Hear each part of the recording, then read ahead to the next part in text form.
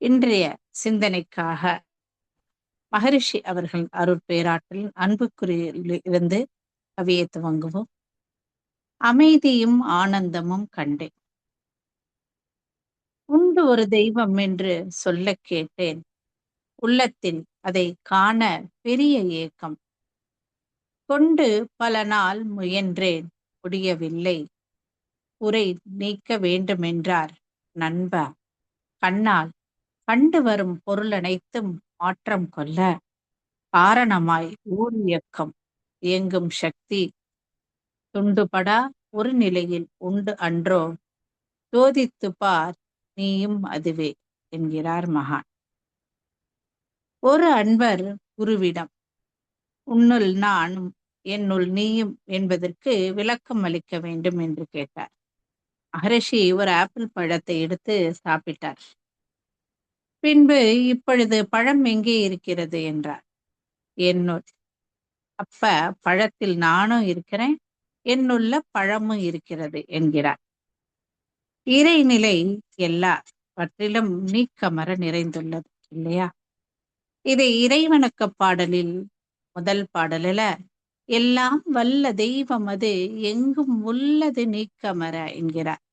இந்த கவியை தான் இந்த சிந்தனைக்கான விளக்கமாக இன்று நாம் எடுத்துக்கொள்வோம். இதை கூறுவது அத்வைதம் அல்லவா?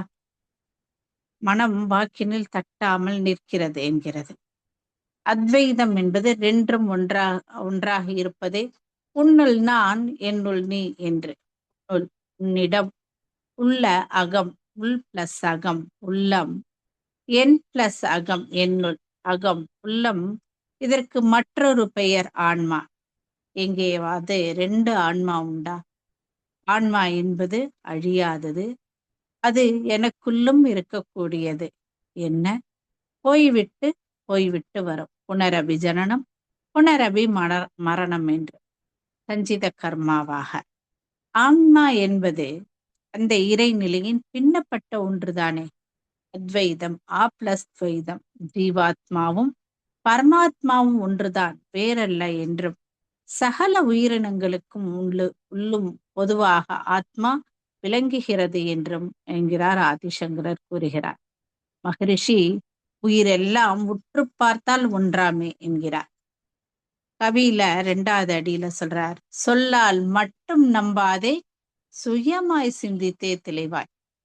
இதற்கு ஒரு கதையை பார்ப்போம். ஒரு பெரியவர் மரத்தின் கீழே அமர்ந்து தியானம் செய்து கொண்டிருந்தார். அந்த பகுதியாக சென்ற சிறுவன் ஒருவன் இவரை பார்த்து, ஏன் உட்கார்ந்தே தூங்குகிறீர்கள், படுத்து சுகமா தூங்க வேண்டியதானே என்கிறார். பெரியவர், தூங்கலப்பா, கடவுளை நினைத்து தியானம் செய்கிறேன் என்றார். சிறுவன் சிரித்து கொண்டே, ஐயா, கடவுள் என்றால் என்ன? நான் நன்கு படித்தவன், முட்டாள் அல்ல. கடவுள் கடவுள் என்று கூறுகிறீர்களே, அவரை நீங்கள் கண்ணால் பார்த்தது உண்டா, அல்லது நுகர்ந்ததோ தொட்டதோ உண்டா என்கிறார். பெரியவர் நிதானமாக, அவரை உணர மட்டும் தான்ப்பா முடியும் என்றார். சிறுவன், அது கருப்பா சிவப்பா என்று கூட தெரியாது, இல்லாத ஒன்றை வைத்துக்கொண்டு நேரத்தை வீணடிக்கிறீர்களே என்றார். பெரியவர் அவனது சட்டை பையில் ஏதோ இருப்பதை பார்த்து, இது என்ன என்றார்.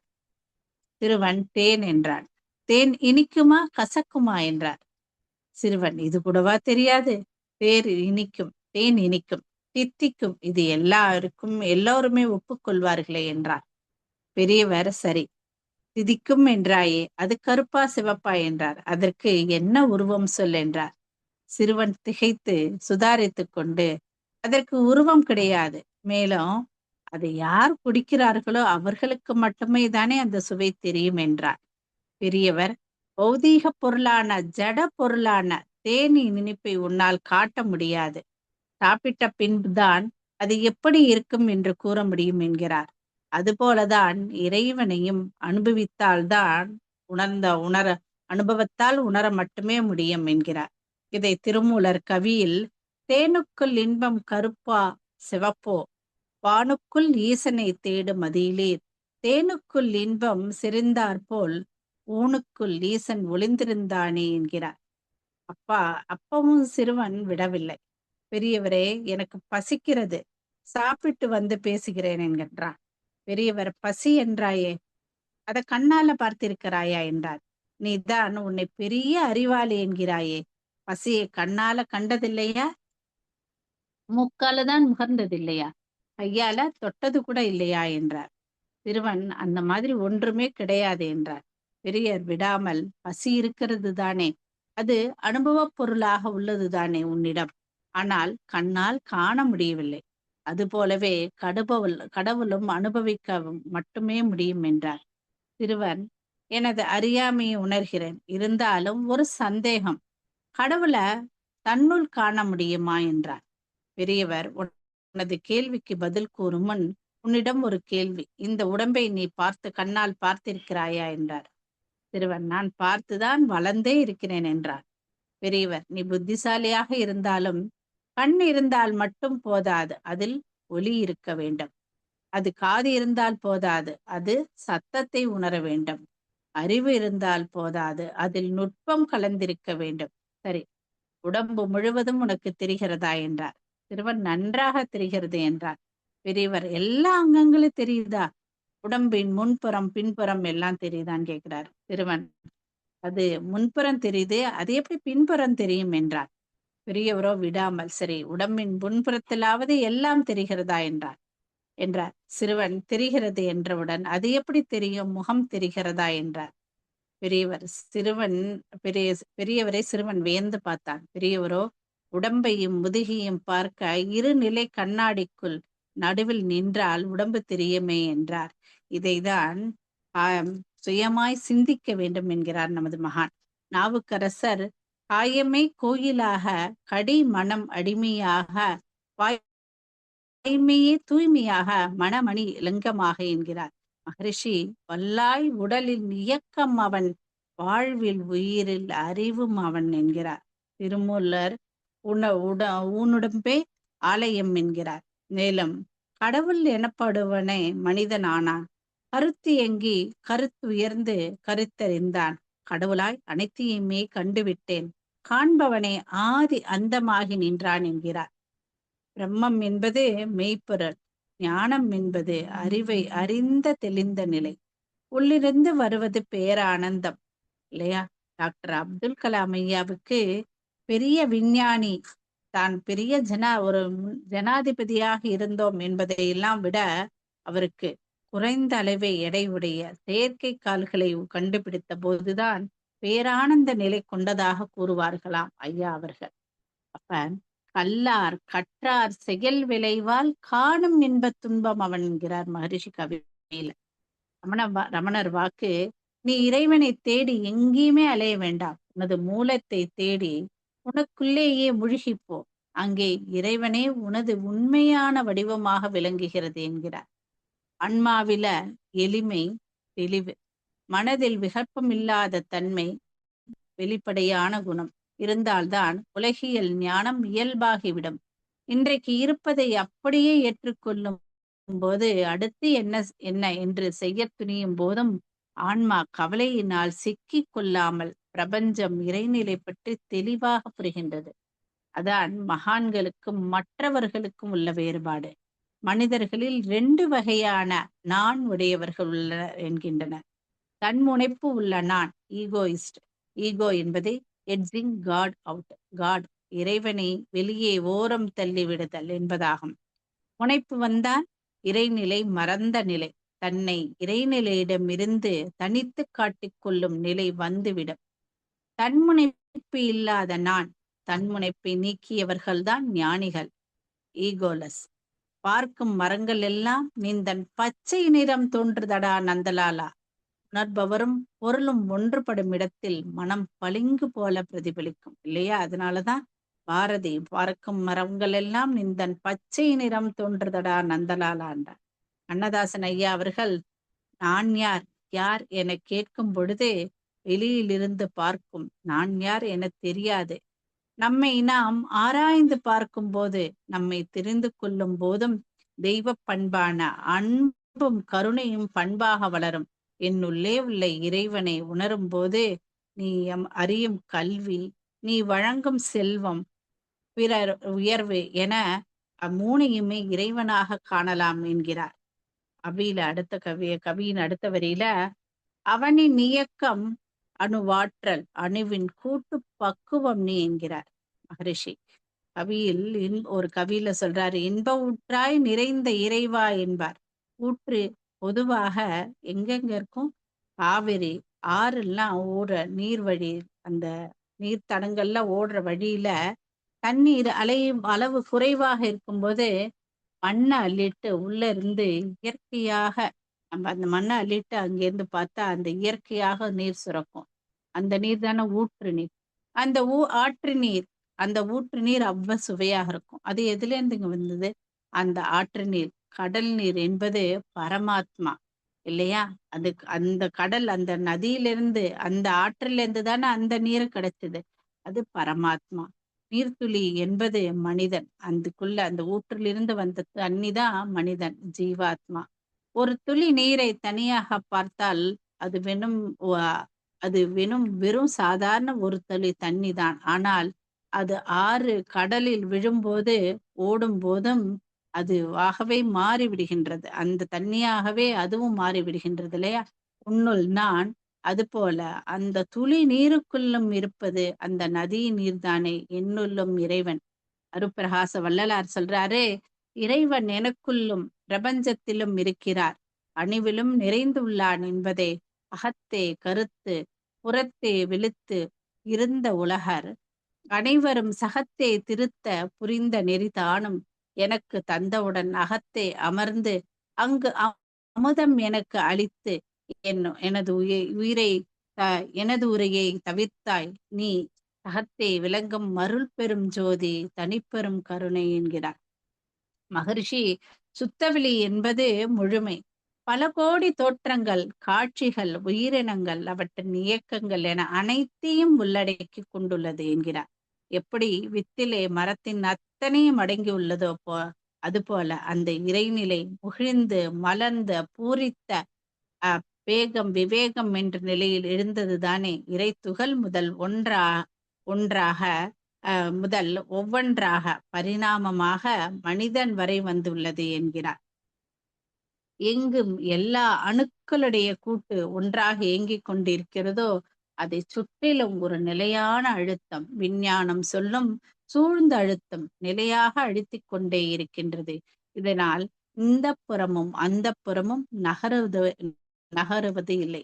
இதைதான் மாணிக்க வாசகர் போக்கும் வரவும் இல்லா புண்ணியனே என்கிறார். இறைவனிடம் இறைவெளியின் இந்த சூழ்ந்த அழுத்தத்தால் சுழலும் அந்த கோலத்தின் மைய புள்ளியில் உருவாகும் அந்த மையம் நாளுக்கு நாள் ஆண்டுக்கு ஆண்டு கெட்டிப்பட்டு நீராகவும் நிலமாகவும் உலோகமாகவும் மாற்றம் செய்கிறது. எதுவும் உராயும் போது வெப்பம் ஏற்படும் அல்லவா? நடுவில் உள்ள வெப்பம் மேலும் மேலும் பரவி கோல வடிவமாகி ஒரு காலத்தில் நெருப்பு கோலமாகி சூரியனாகிவிடும். வாழ்க வளமுடன். வாழ்க.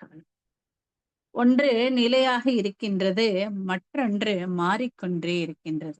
மாறாத ஒன்றில் முழுமையாக கரைந்து மெய்ப்பொருளில் நிற்கின்ற போதுதான் எல்லா தோற்றங்களிலும் மாறிக்கொண்டே இருப்பதை அசையதன பொருள்களில் அமைப்பு துல்லியம் இயக்க ஒழுங்கையும் அதே உணர்ச்சி இல்லையில் உணர்தல் தூய்த்தல் பிரித்துணர்தல் என்ற நிலையில் உணர்ந்து கொள்ள முடியும் என்கிறார் நமது ஆசான். கவியில அடுத்த வரி சொல்றாரு, அவனில் தான் நீ உன்னில் அவன், அவன் யார் நீ யார் பிரிவேது என்கிறார். என் மகான் கூறுகிறார், எந்த அறிவு அதுவாகி நிற்கின்றதோ, எந்த அறிவு இது எல்லாம் உணர்ந்து கொண்டதோ, எந்த அறிவு நிலையில் இருந்து பிரபஞ்சத்தை நான் பார்க்கும் போது எல்லாவற்றிலும் நானே பிரதிபலிக்க காண்கின்றோன்னு அதுதான் பேரின்பம் என்கிறார். அப்ப அவனில் தானே நான் இருக்கேன், என்னில தானே நான் இருக்கேங்க போது தானே அதுதானே பேரின்பம். அதை பாரதி, வானில் பறக்கின்ற புல்லெல்லாம் நான், மண்ணில் திரியும் விலங்கெல்லாம் நான், காணில் வளரும் மரமெல்லாம் நான், காற்றும் புனலும் கடலுமே நான், விண்ணில் தெரிகின்ற மீனெல்லாம் நான், வெட்ட வெளியில் விரிவெல்லாம் நான், அண்டங்கள் யாவையும் மாக்கினே நான், அவை பிழையாமே சுழற்றுவேன் நான்கிறார். அங்க இருக்கிறது தான் எங்கிட்டயும் இருக்கு அப்படிங்கிறார் சிவவாக்கியர். எனக்குள்ளே நீ, உனக்குள்ளே நான் இருக்குமாறு எங்கனம் என்கிறார். கவி அடுத்த வரியில மகரிஷி சொல்றாரு, அவனை மறந்தால் நீ சிறியோன் சிறியோன். இறைநிலையோ இங்கு அறிவாக இருப்பதால் தட்டுவதில்லை. வேதத்தில எல்லாம் என்ன சொல்றாங்க, அவனை மறக்கிறது இல்ல. அது நமக்கு தெரியறதில்ல இல்லையா? அதை தத்துவமசி, அதுவே நீயாக இருக்கிறார்.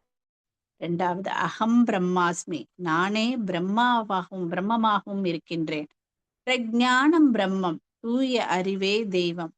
அயனாம்சம் பிரம்மம், இயக்க அறிவே ஒழுங்கு. தெய்வமாக, இயக்க ஒழுங்கே தெய்வமாக இருக்கின்றது. மகான்கள் பார்வையில் உன்னையே நீ அறிவாய், சாக்ரட்டிஸ் சொல்றார். அறிவே தான் தெய்வம், தாயுமானார். உள்ள இருப்பதுதான் மெய்ப்பொருள், திருவள்ளுவர். சுயமாய் சிந்தித்தே தெளிவாய் என்கிறார் நமது மகான் வேதாத்ரி மகரிஷி அவர்கள். இதை தான் இங்கு வேதங்கள் கூறுகின்றன.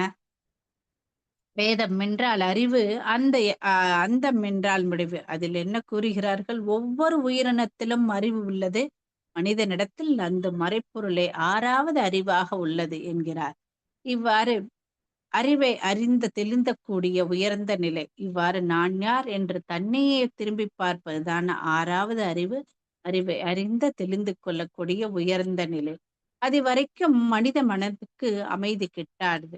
மனதை உள்ளுமுகமாக அகம் நோக்கி பார்க்க உயிர் மேல் மனம் வைத்து தவம் மாற்றுபவன் அந்த விண்தான் உயிராக இருப்பதை உணர்கிறான். அதுதான் பிரம்மம் என்ற தெய்வ நிலையுமாக இருக்கின்றதை உணர்கின்றான்.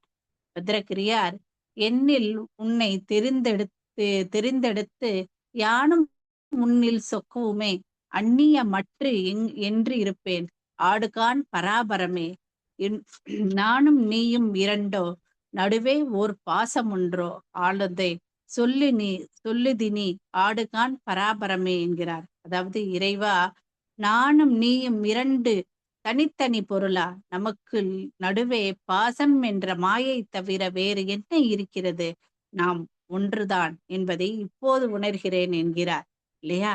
பிரம்மத்தை உணரும் போதுதான் பிரம்மத்தை உணரும் போதுதான், அந்த நிலை அடைந்த போதுதான் அது வேறு அல்ல, நான் வேறு இல்லை என்ற மெய் விளக்கம் பெறுகிறோம்.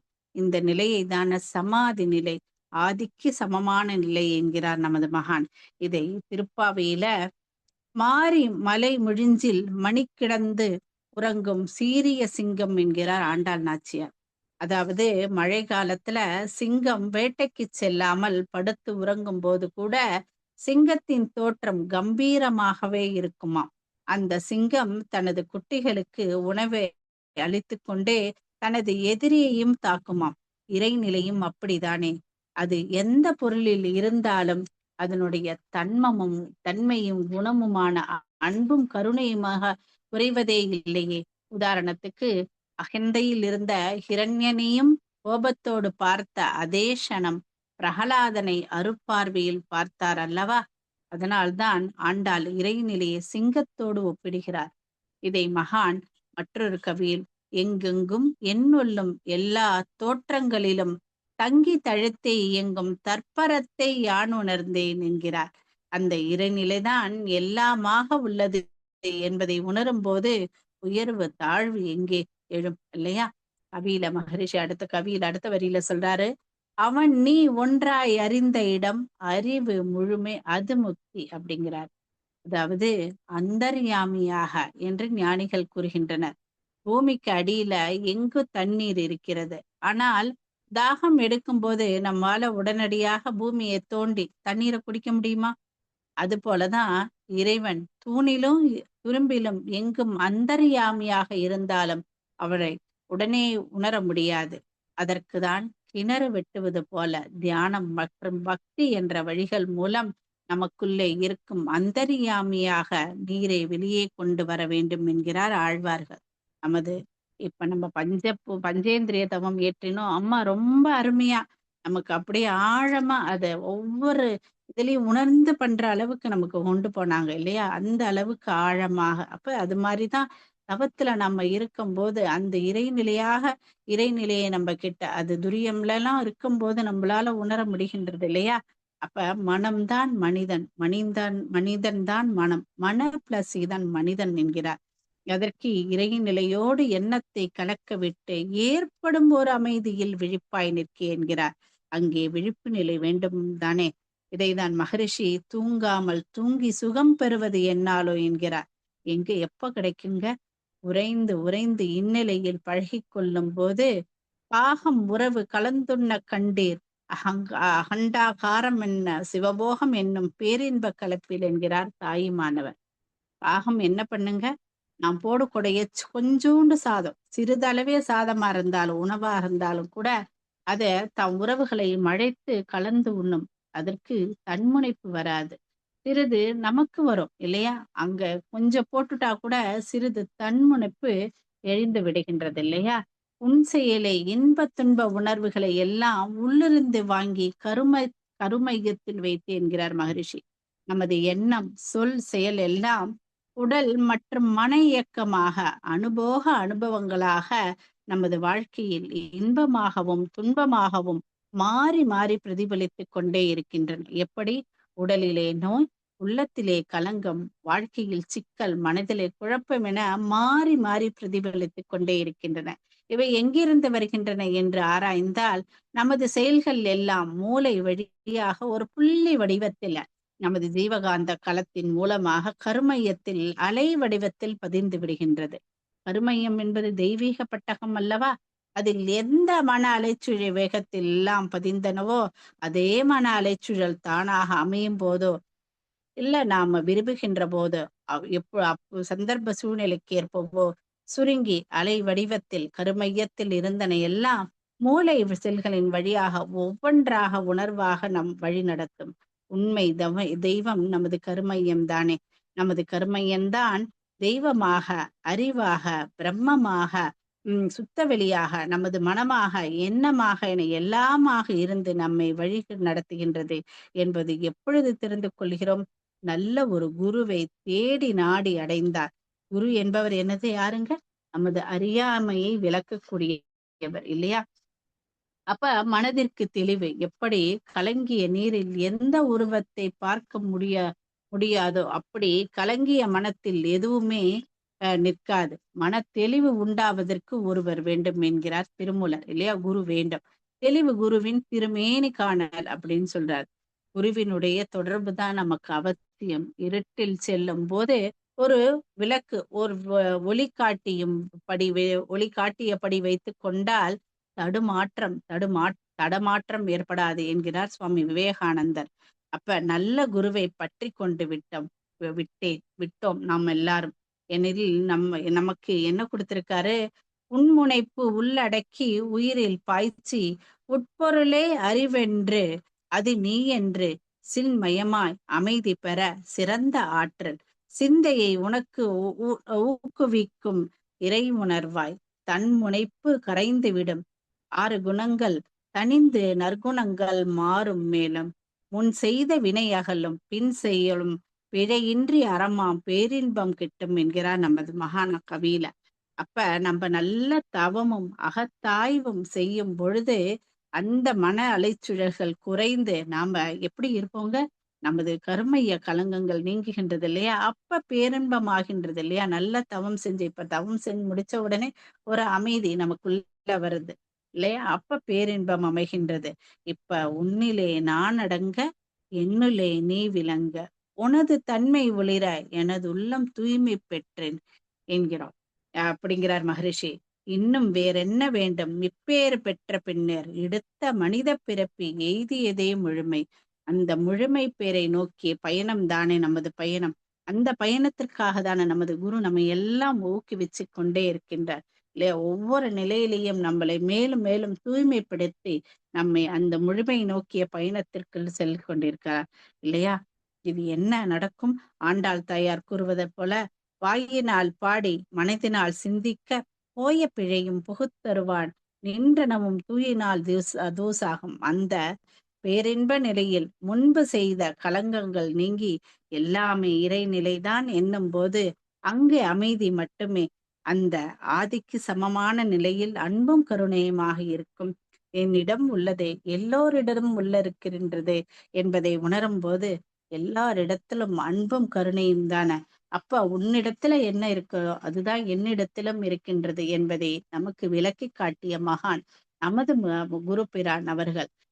நாளைக்கு குரு பூர்ணிமா, நல்ல நம்ம ஆற்றலை பெருக்கிக் கொள்ளக்கூடிய நாள். அப்ப நம்ம இந்த அளவுக்கு உயர்த்தி நம்ம அந்த சுத்தவெளிதான் எல்லா இடத்திலே இருக்கிறது, நம்மிலும் இருக்கின்றது என்பதை அன்பும் கருணையுமாக அமைதியோடும் வாழ்வதற்கு அளித்த குரு பிரானுக்கு நன்றி கூறி எனது உரையை நிறைவு செய்து கொள்கிறேன். வாழ்க வையகம், வாழ்க வையகம், வாழ்க வளமுடன். இன்று நமக்கு ஆழமான தவம் எடுத்த அம்மா அவர்களுக்கும் இந்த இணைப்பில் இணைந்துள்ள அனைத்து பெருமா அன்பர்களுக்கும் எனது இனிய வணக்கங்களும் வாழ்த்துக்களும். வாழ்க வளமுடன்.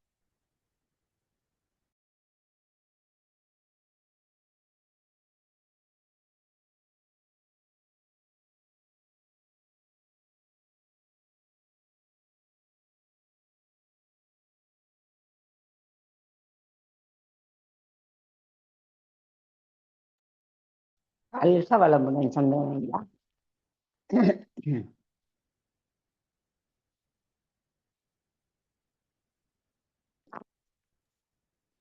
வாழ்க வளமுடன், வாழ்க வளமுடன் ஐயா. சந்திரன் ஐயா தான் ஐயா. அன்மியூட்டா இல்லையா?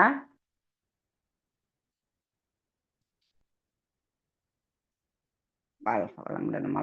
ஒரு சொட்டு நேரம் பாருங்கம்மா. வாழ்க வளமுடன் அம்மா. வாழ்க வளமுடன். ஹலோ, வாழ்க வளமுடன் அன்பொழி ஐயா. பாருங்க ஐயா. சந்திரன் ஐயா, நீங்கள் அன்மியூட் ஆகுங்க. நார்மலாவே எல்லாருக்கும் அன்மியூட் ஆகுது ஐயா. வாழ்க வளமுடன் சந்திரன் ஐயா.